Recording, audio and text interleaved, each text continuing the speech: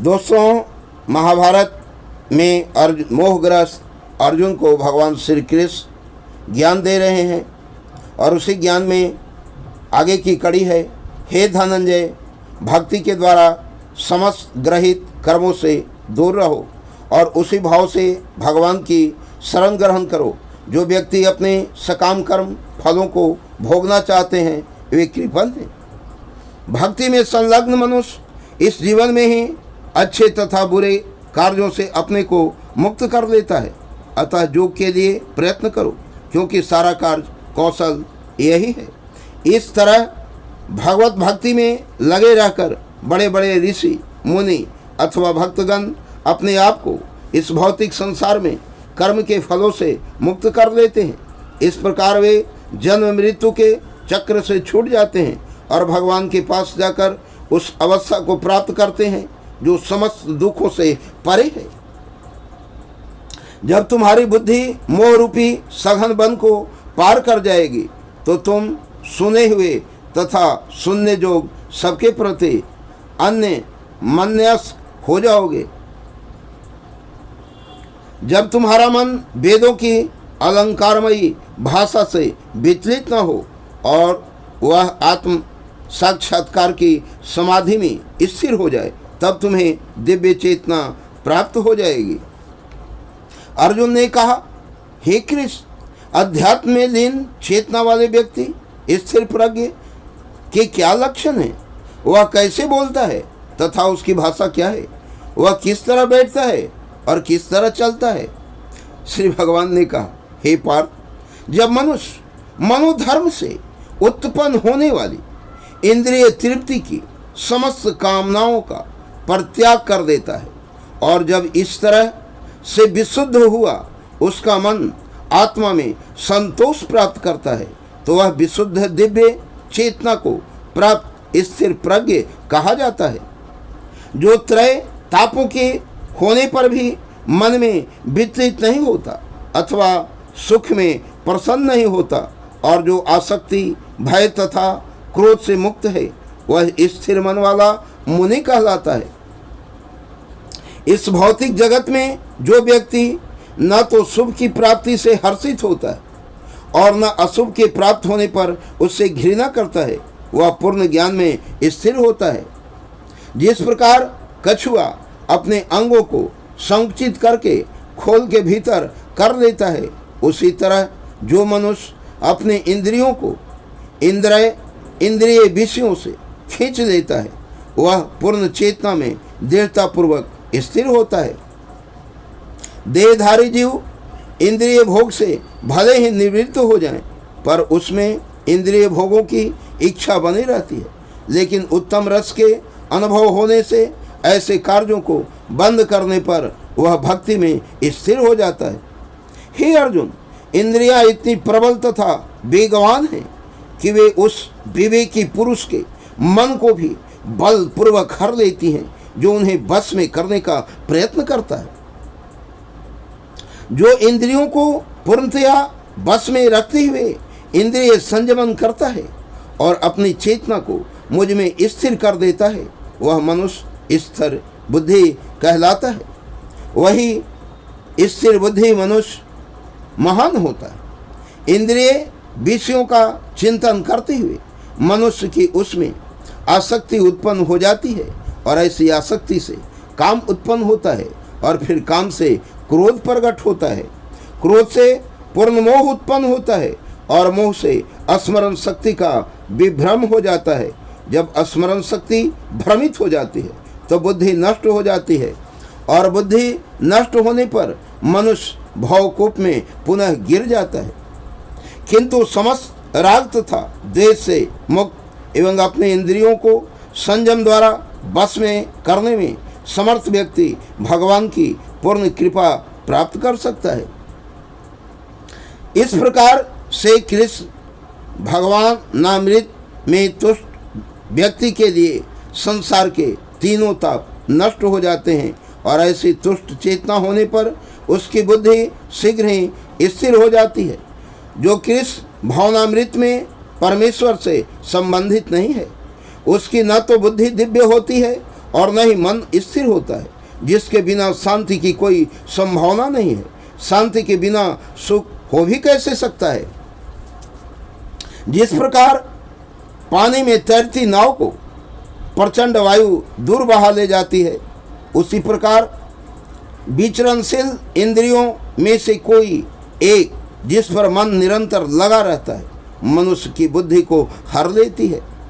अतः हे महाबाहु, जिस पुरुष की इंद्रियां अपने अपने विषयों से सब प्रकार से विरत होकर उसके बस में है, उसी की बुद्धि निसंदेह स्थिर है, वही महान है। जो सब जीवों के लिए रात्रि है, वह आत्मसंयमी के जागने का समय है, और जो समस्त जीवों के जागने का समय है, वह आत्मनिरीक्षक मुनि के लिए रात्रि है। जो पुरुष समुद्र में निरंतर प्रवेश करती रहने वाली नदियों के समान इच्छाओं के निरंतर प्रवाह से विचलित नहीं होता, और जो सदैव स्थिर रहता है, वही शांति प्राप्त कर सकता है। वह नहीं जो ऐसी इच्छाओं को तुष्ट करने की चेष्टा करता हो। जिस व्यक्ति ने इंद्रिय तृप्ति की समस्त इच्छाओं का परित्याग कर दिया है, जो इच्छाओं से रहित रहता है, और जिसने सारी ममता त्याग दी है तथा अहंकार से रहित है, वही वास्तविक शांति को प्राप्त कर सकता है। यह आध्यात्मिक तथा ईश्वरीय जीवन का पथ है, जिसे प्राप्त करके मनुष्य मोहित नहीं होता। यदि कोई जीवन के अंतिम समय में भी इस तरह स्थिर हो, तो वह भगवत धाम में प्रवेश कर सकता है। यही हमारे दूसरे अध्याय में गीता का समझाया गया है।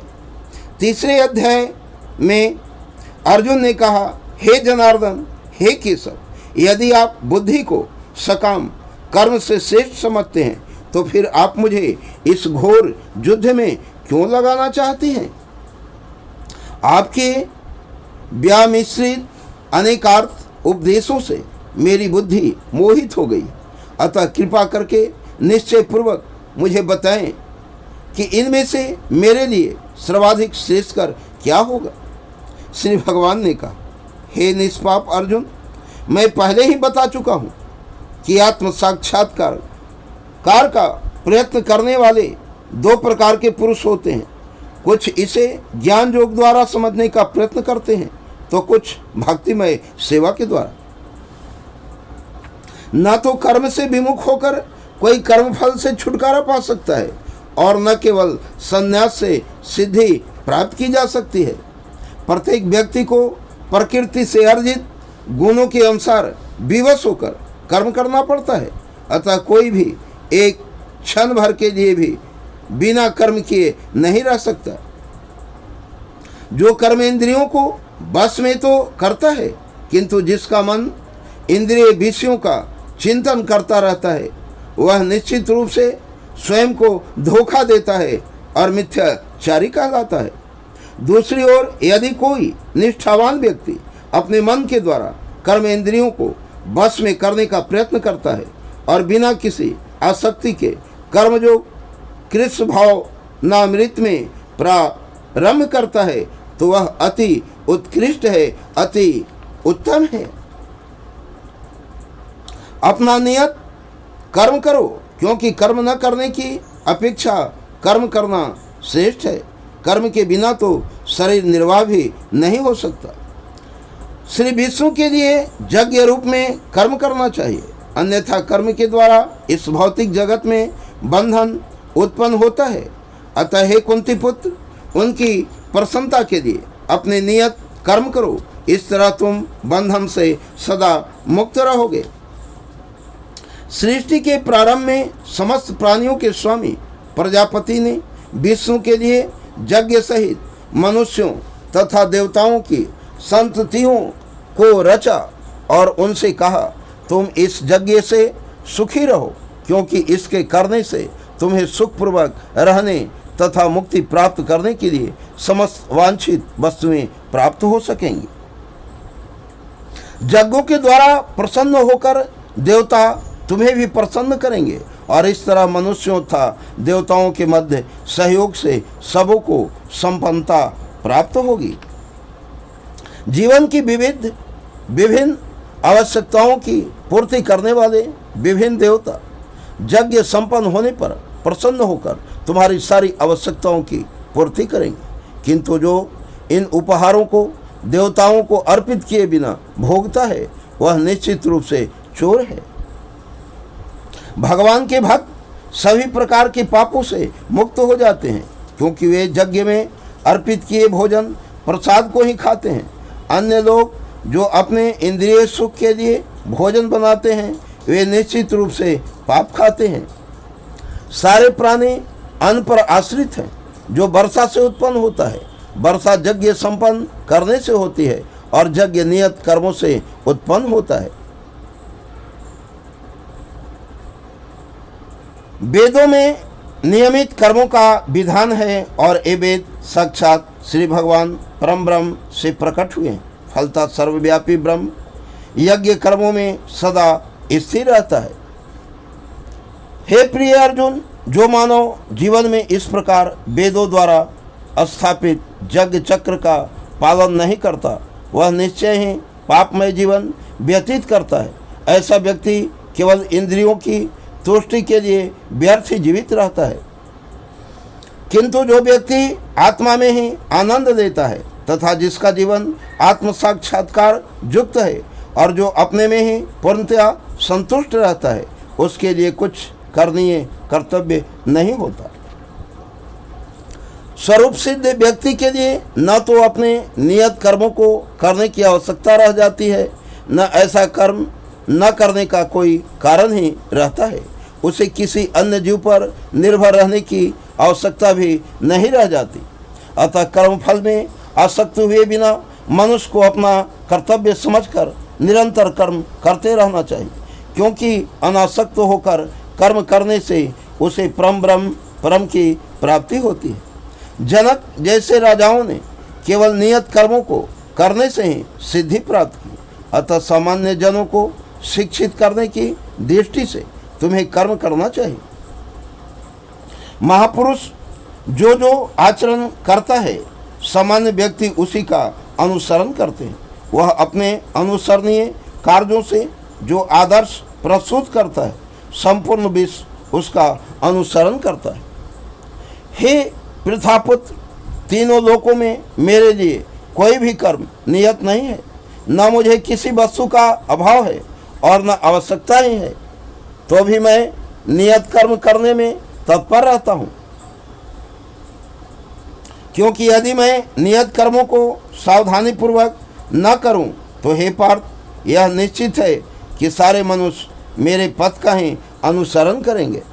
यदि मैं नियत कर्म न करूं तो ये सारे लोग नष्ट हो जाएं, तब मैं अवांछित जन समुदाय वर्ण संकर को उत्पन्न करने का कारण हो जाऊंगा और इस तरह संपूर्ण प्राणियों की शांति का विनाशक बनूंगा। जिस प्रकार अज्ञानी जन फल की आसक्ति से कार्य करते हैं, उसी तरह विद्वान जनों को चाहिए कि वे लोगों को उचित पथ पर ले जाने के लिए अनासक्त रहकर कार्य करें। विद्वान व्यक्ति को चाहिए कि वह सकाम कर्मों में आसक्त अज्ञानी पुरुषों को कर्म करने से रोके नहीं, ताकि उनके मन विचलित न हो, अपितु भक्ति भाव से कर्म करते हुए वह उन्हें सभी प्रकार के कार्यों में लगाए, जिससे कृष्ण भावनामृत का क्रमिक विकास हो। जीवात्मा अहंकार के प्रभाव से मोहग्रस्त होकर अपने आप को समस्त कर्मों का कर्ता मान बैठता है, जबकि वास्तव में वे प्रकृति के तीनों गुणों द्वारा संपन्न किए जाते हैं। हे महाबाहो, भक्ति भावमय कर्म तथा सकाम कर्म के भेद को भली भांति जानते हुए जो परम सत्य को जानने वाला है, वह कभी भी अपने आप को इंद्रियों में तथा इंद्रिय तृप्ति में नहीं लगाता। माया के गुणों से मोहग्रस्त होने पर अज्ञानी पुरुष पूर्णतया भौतिक कार्यों में संलग्न रहकर उनमें आसक्त हो जाते हैं। यद्यपि उनके एक कार्य उनमें ज्ञानाभाव के कारण अधम होते हैं, किंतु ज्ञानी को चाहिए कि उन्हें विचलित ना करे। अतः हे अर्जुन, अपने सारे कार्यों को मुझ में समर्पित करके मेरे पूर्ण ज्ञान से युक्त होकर लाभ की आकांक्षा से रहित स्वामित्व के किसी दावे के बिना तथा आलस से रहित होकर युद्ध करो। जो व्यक्ति मेरे आदेशों के अनुसार अपना कर्तव्य करते रहते हैं और ईर्ष्या रहित होकर इस उपदेश का श्रद्धापूर्वक पालन करते हैं, वे सकाम कर्मों के बंधन से मुक्त हो जाते हैं। किंतु जो ईर्ष्यावश इन उपदेशों की उपेक्षा करते हैं और इनका पालन नहीं करते, उन्हें समस्त ज्ञान से रहित, दिग्भ्रमित तथा सिद्धि के प्रयासों में नष्ट भ्रष्ट समझना चाहिए। ज्ञानी पुरुष भी अपनी प्रकृति के अनुसार कार्य करता है, क्योंकि सभी प्राणी तीनों गुणों से प्राप्त अपनी प्रकृति का ही अनुसरण करते हैं। भला दमन से क्या हो सकता है? प्रत्येक इंद्रिय तथा उनके विषय से संबंधित राग द्वेष को व्यवस्थित करने के नियम होते हैं। मनुष्य को ऐसे राग तथा द्वेष के वशीभूत नहीं होना चाहिए, क्योंकि ये आत्म साक्षात्कार के मार्ग में अवरोधक है। अपने नियत कर्मों को दोषपूर्ण ढंग से संपन्न करना भी अन्य के कर्मों को भली भांति करने से श्रेयस्कर है। स्वयं कर्मों को करते हुए मरना पराये कर्मों में प्रवृत्त होने की अपेक्षा श्रेष्ठतर है, क्योंकि अन्य किसी के मार्ग का अनुसरण भयावह होता है। अर्जुन ने कहा, हे वृषणवंशी, मनुष्य न चाहते हुए भी पाप कर्मों के लिए प्रेरित क्यों होता है? ऐसा लगता है कि उसे बलपूर्वक उनमें लगाया जा रहा हो। श्री भगवान ने कहा, हे अर्जुन, इसका कारण रजोगुण के संपर्क से उत्पन्न काम है, जो बाद में क्रोध का रूप धारण करता है और जो इस संसार का सर्वभक्षी पापी शत्रु है। जिस प्रकार अग्नि धुएं से, दर्पण धूल से अथवा भ्रूण गर्भाशय से आवृत रहता है, उसी प्रकार जीवात्मा इस काम की विभिन्न मात्राओं से आवृत रहता है। इस प्रकार ज्ञानमय जीवात्मा की शुद्धि चेतना उसके काम रूपी नित्य शत्रु से ढकी रहती है, जो कभी भी तुष्ट नहीं होता और अग्नि के समान जलता रहता है। इंद्रियां, मन तथा बुद्धि इस काम के निवास स्थान हैं। इसके द्वारा यह काम जीवात्मा के वास्तविक ज्ञान को ढककर उसे मोहित कर देता है। इसे हे भरतवंशियों में श्रेष्ठ अर्जुन, प्रारंभ में ही इंद्रियों को बस में करके इस पाप के महान प्रतीक काम का दमन करो और ज्ञान तथा आत्म साक्षात्कार के इस विनाशकर्ता का वध करो। कर्मेंद्रियां जड़ पदार्थ की अपेक्षा श्रेष्ठ हैं। मन इंद्रियों से बढ़कर है, बुद्धि मन से भी उच्च है और वह आत्मा बुद्धि से भी बढ़कर है। इस प्रकार हे महाबाहु अर्जुन, अपने आप को भौतिक इंद्रियों, मन तथा बुद्धि से परे जानकर और मन को सावधान आध्यात्मिक बुद्धि कृष्ण भावनामृत से स्थिर करके आध्यात्मिक शक्ति द्वारा इस काम रूपी दुर्जय शत्रु को जीतो। जय हिंद दोस्तों।